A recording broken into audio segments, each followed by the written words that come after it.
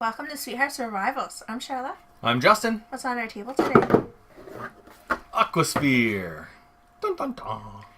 This game is, well, the copy we have is published by Hall Games and Quinn Games. Yep. But in North America, you'll probably find it Tasty Minstrel Games. Yep. TMG. That's right. We just couldn't wait, so we got the import from Board Game Bliss. This is correct. And then this game is good for 2 to 4 players, ages 12 and up. Yep. It could take about 100 minutes. Yeah, right around there. Yeah. Pause for a sec. What we're going to do is we're going to set it up, show you how to play. There should be some links here for our full playthrough as well as our review. We're going to swap cameras and get right into it. Right. Right on. We'll be right back. Let's see what's in the box here. We've got some tiles that we put in a draw bag because we like to randomize them. Yep. And because we got the import, we had to download and print off the rules from the BGG. Right. Yep. And we've got a whole bunch of different things. Player colors. Yep. Justin will have to play with blue because there's no green. It's very sad. In a 2-player game, we do need some of those. Yep, we do. Here's the variable game board. Some more of the game board. Yep. Player boards. Yep. Some more of the game board. There we go. Okay. So let's see here. I'm going to be playing red. Justin's going to be playing blue. And you can tell the colors by the backs. There we go. Right on. So I can put these back in the box. Yep. Ooh. Didn't quite work, but that's okay. Alright, get all of these out of the way, because what you do first is you take the main board pieces here, and you shuffle them up,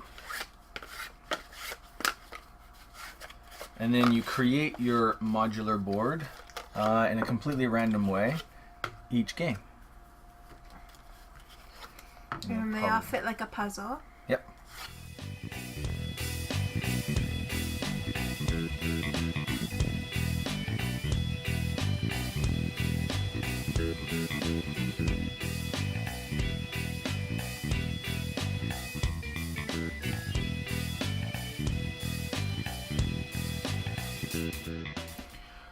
Alright, so to set up the game, you have this modular board.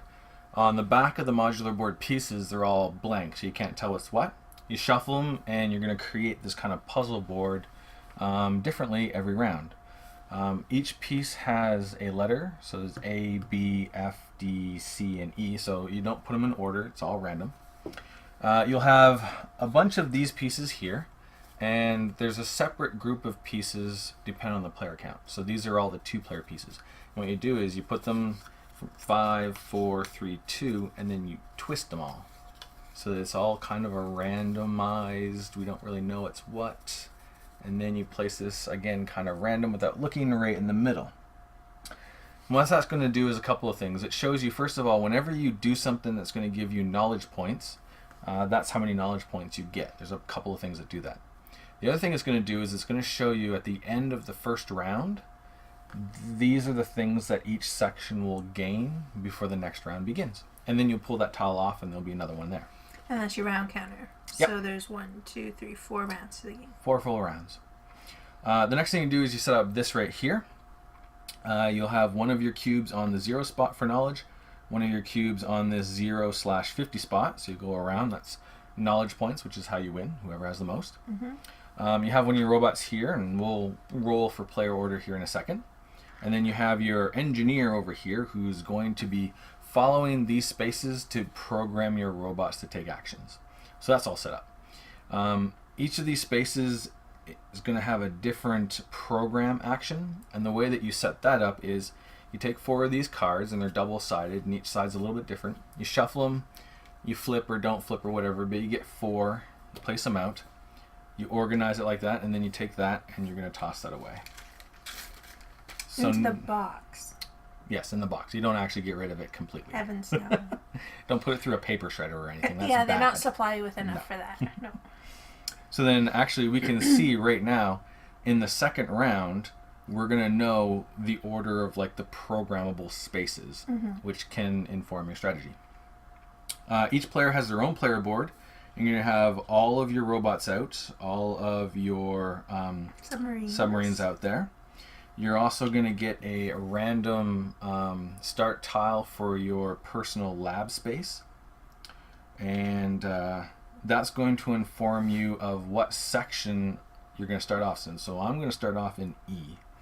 If you can put that in E for me. E. Yeah, right Yeah. And then what I'm going to do is I'm going to look up here and see that this space is for submarines. Yes. Okay. So this one robot that's left over is going to start ready to program to put a submarine out. And I'm in B. So that will let me do the green one. Yep. To get an extension on my lab. Nice. And then you also take a submarine and you place it in your starting spot. Just like so. Good. So that's set up so far. Then you're going to have some setup cards right here. And again, they're set up specifically for different player counts. So different places are going to get certain things. It shows you that you put out your dude, one of those, 4 time. So there's going to be 4 time markers in my section, 4 time markers in your section. There's going to be an octopod in your section and my section. There's going to be a gem, and the gems that come with the game are these dark crystal-y gems, but Charlotte has some nice pink ones, so we just play with those as well. So that's what's going to be set up in those 2 spots. And then there are 4 sections of the sub that we randomly choose what gets the rest of them. So 2 octopods and a crystal. Now how you choose randomly, it doesn't really say, it just says randomly. So sometimes what we do is we just do like the start player die to figure out which section is going to get what. Mm-hmm. Shall I get the die? Yeah, that's a good idea. All right. Start player die. So A is 1. Yeah. Okay. And then we just go like B is 2, C. And of course B and E are already taken, so we'll ignore that roll. Yeah. So A, B, C, D, E is my section, so 4 doesn't count, 4 doesn't count, 4 doesn't count, 4 doesn't count, 1. So A gets those 2. The next section we roll for is going to have 3 octopods and 2 gemstones. 6. Is that F? A, B, C, D, E, F. Yeah, right here. Okay, so 3 octopods, 2 gems. Wow.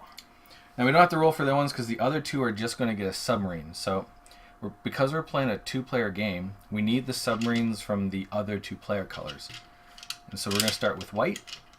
So the next 2 sections are going to get a white submarine, which is going to make it more difficult for us to put submarines in those 2 sections.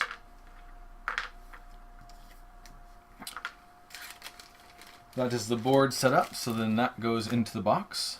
You are on section B, which means you are going to get 1, 2, 3, 4 of the start time. And I am on section E, which means I'm also going to get 4 time. There's one of the sections that has a 0 time lock. If we started on those, we'd only get 3 time. Yeah. There we go. There is a limit on how much things you can have, and it's based off of your personal submarine here. So the maximum time we can have is 4. The maximum number of the red cards is 2. Maximum number of crystals is 2. And when we kill octopods, we only kill 2. That's going to change as we increase that. The last thing we have to do for setup is these are shuffled. So one of those is going to go around, and then these are in a bag. One of Charlotte's awesome little game bags, and they're randomly going to come out with some of these. And then we just have a bunch of extra stuff here. The other submarines, more octopods, time, and crystals. So Aquasphere is a pretty interesting themed game. This is an aqua lab, and we are a team of scientists and engineer. programming robots to send out into the station, the Aqua Station, to do a whole bunch of crazy things that will gain us knowledge. And knowledge is basically points. At the end of the game, which takes place in 4 rounds, whoever has the most knowledge or most points wins. And on your turn, you have 2 choices, and that's basically it. You can either program a robot, which usually takes place on this board, but you can only ever have 2 robots programmed at a time. And your other option is to, wherever your scientist is in the Aquasphere, send one of your program robots into that section to take that action. And it does the action that it's programmed for.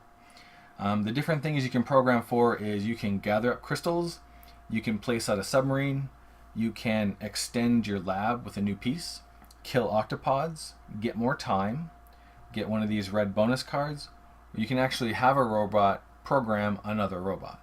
And depending on what section of the Aquasphere you're in, each section programs a robot for certain things. Yeah. And that is, it seems very straightforward and easy, but because in order to move your scientist around the Aquasphere, you got to go through these locks, which cost time, and then to put submarines out costs time. You're very, very constrained on what you can do and where. And then at the end of the round, there's a scoring, and you're going to score for a certain number of things and lose points as well. That again also constrain what you can do, how you can do it, and what the best possible thing to do is. Yeah. So Aquasphere sounds really simple and straightforward, but it's very intricate. And honestly, I think what you do and how you do everything is going to come through in the gameplay instead of me explaining. Right, it's hard to explain all the intricate connections of the game. Right. Yeah. So the game is set up for a 2-player game. The last thing we have to do is roll to see who's the first player. I got a 1. Thought I was going to get a 4. I got a 4. You got a 4. So Charlotte's going to be first. I'm going to be second. We are set up. There. So Right on. we're ready to play. Yeah. So thanks for watching the overview setup. And we're going to play a game in the next video. Right on. We'll see you there. Thanks.